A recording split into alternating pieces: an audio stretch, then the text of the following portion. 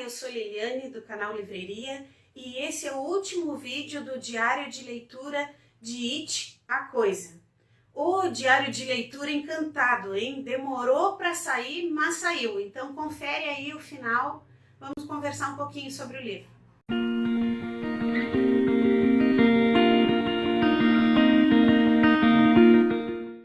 Bom, então tendo lido 1.100 páginas, eu tenho uma sensação gostosinha de dever cumprido. Finalmente eu consegui terminar e o que eu posso dizer é que livro, que história, história bem contada, bem amarrada. Eu gostei muito de ter lido esse livro. Aí até depois eu fiquei pensando assim, se está entre os meus favoritos, não está. Eu tenho uma certa dificuldade em determinar quais são os meus livros favoritos da vida. Até porque tem aquela coisa, né? Livros da infância, eles foram importantes lá naquela época. Se a gente vai reler, já não é a mesma coisa. Livros da adolescência, enfim, cada fase leva a gente a ter livros preferidos. E aí eu fiquei pensando se eu colocaria mesmo o It dentro de uma lista assim. Talvez se eu pensasse assim num top 20, quem sabe, ele talvez estivesse. Apesar de ser uma história muito bem contada, eu ainda tenho outros livros favoritos, tá? Então eu gostaria de falar um pouquinho sobre o que me fez gostar desse livro e o que eu posso falar sem dar spoiler sobre o final. Bom, então eu vou destacar 6 pontos que são os que eu considero mais importantes para justificar o porquê de eu ter gostado desse livro. O primeiro deles é que essa é uma história muito bem contada. E aí eu queria me remeter a um dos capítulos iniciais do livro, no qual o autor fala um pouco sobre o desenvolvimento do Bill Denbrough, que é o escritor, né, que entre as crianças é o líder do grupo. O Stephen King vai colocar então como o transcorrer da história dele, e aí é preciso lembrar que ele é o irmão mais velho do menino que morre no início da história, né? Stephen King vai colocar como o desenrolar da vida dele, da infância para a fase adulta, a passagem pela universidade. Ele já tinha, antes de entrar para a universidade, a ideia de se tornar escritor. Quando ele entra, então, para o ensino superior, ele se matricula numa disciplina que é voltada para a escrita. E ele começa a ter notas muito baixas nessa disciplina, né? E ter uma avaliação muito negativa das suas histórias, dos textos que ele produz. Pois bem, em determinado trecho desse capítulo, o Bill resolve discutir com o professor, resolve brigar com o professor. Ele não aceita determinada avaliação. E aí o Bill vai dizer assim, o que interessa é se contar uma boa história. Para que todas essas notas, crítica literária, né? Para que a existência do cânone, se na verdade o que as pessoas querem é uma história bem contada?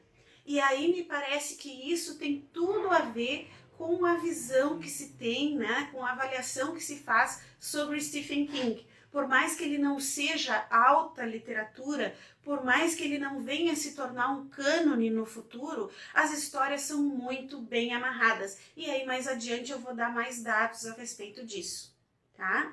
O segundo aspecto que me fez gostar do livro é o fato de ele tratar de vários temas ao mesmo tempo. Esse não é, eu já falei sobre isso, esse não é um livro de terror.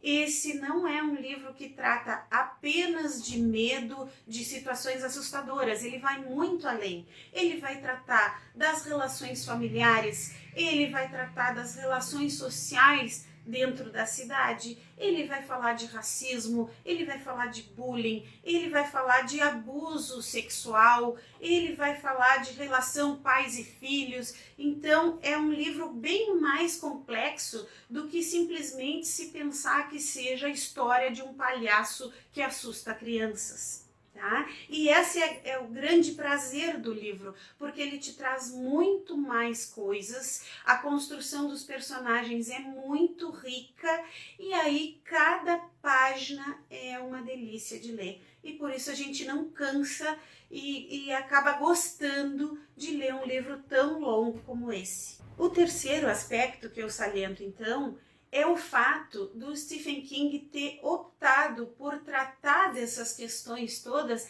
a partir de uma perspectiva infantil. Então, a questão do mal, de como se encarar o mal, a questão dos medos, tudo isso é visto da perspectiva da criança. Então, as crianças na história viam coisas que os adultos não viam. Elas percebiam a maldade e toda uma série de acontecimentos que estavam ao redor delas de uma maneira que os adultos já não conseguiam perceber. Os adultos pareciam, em muitos momentos, indiferentes a todas aquelas situações terríveis, até que as crianças percebem que elas é que devem sozinhas lutarem contra as maldades do mundo, digamos assim, porque elas têm essa visão particular. E isso dá um toque completamente diferente, completamente peculiar para a história. O quarto aspecto que eu saliento, e que é uma coisa que eu gosto muito, não só nesse livro, mas em outras histórias, nas histórias de um modo geral, é o fato de se mostrar que o grupo não é resultado simplesmente da soma das partes. O grupo não é a soma dos indivíduos. Ele é mais... O quinto aspecto que eu saliento é a questão do medo. O foco desse livro não é propriamente o medo, mas sim o que os personagens fazem com o medo que têm. As crianças, em muitos momentos, e os adultos, né, depois no segundo momento de narrativa do livro, têm que lidar com isso. O que eu vou fazer com os medos que eu sinto? E aí o livro provoca na gente, no leitor, a reflexão. O que eu faço com os medos que eu sinto? Qual é o tipo de reação que eu tenho? Eu consigo combater os meus medos? O que vai acontecer se eu combater os meus medos? Que consequências isso vai ter para a minha vida? E o último aspecto que eu saliento, então, é o da estrutura muito bem amarrada, muito bem costurada ao longo do livro. Tanto que no final da história, é muito legal, muito curioso isso, no final da história, uma mesma frase começa, por exemplo, em 1958, e na mesma frase o autor faz a transição para 1985 e a gente percebe a diferença de troca, né, de um momento de narrativa para o outro. Então, o final é muito interessante porque ele vai e vem, né, nesses tempos, permeando com algumas explicações para que a gente entenda o que está acontecendo. É muito bom, é muito legal, super recomendado. Tá, mas e o final, hein? O final tem algumas polêmicas, e aí a gente vai olhando outras pessoas comentando na internet esses pontos polêmicos, então eu resolvi me posicionar também em relação a esses pontos. Bom, em primeiro lugar, a explicação para a existência da coisa. É uma explicação, de certa maneira, cósmica, tá? É uma explicação inusitada.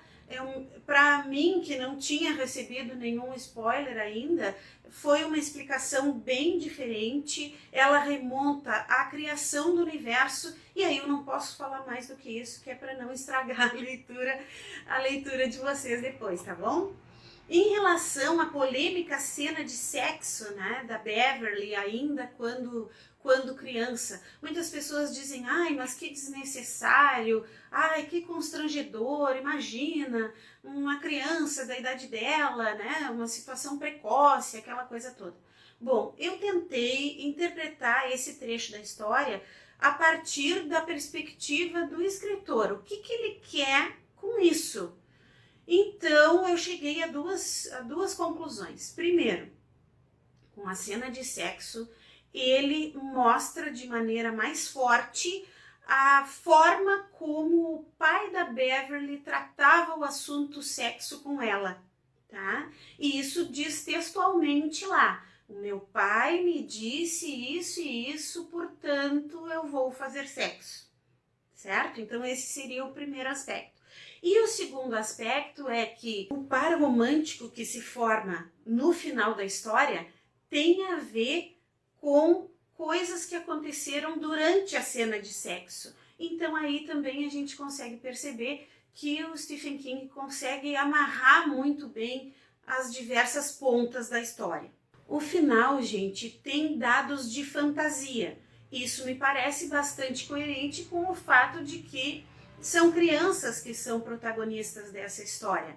Ainda que no segundo momento da narrativa, em 1985, eles já sejam adultos, o diferencial deles em relação a todos os outros adultos daquela época e daquela cidade é justamente o fato de eles ainda trazerem dentro de si um dado da infância, né? Trazerem ainda características infantis dentro de si. Então, o final traz dados de fantasia. Isso me parece bastante coerente, só que apesar dele ser assim fantasioso, de certa forma ele também é realístico, porque ele não é um final completamente feliz. Não acontece tudo que a gente gostaria que acontecesse, que todos saíssem bem, saíssem felizes, enfim, e retomassem as suas vidas. Então esse foi o nosso diário de leitura, espero que vocês tenham gostado. Acompanhem aqui o nosso canal, se inscrevam, acompanhem também os nossos outros vídeos, as nossas demais mídias sociais. E para finalizar, então, eu gostaria de dizer que essa leitura do Stephen King foi tão legal, eu gostei tanto de fazer essa leitura, que eu acabei optando em emendar o Stephen King com fazendo outra leitura dele.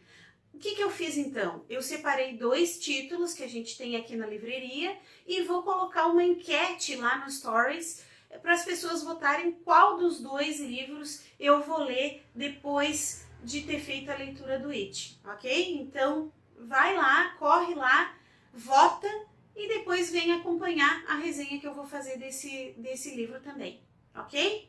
Então um abraço a todos, nos vemos nos próximos vídeos, até mais, tchau, tchau!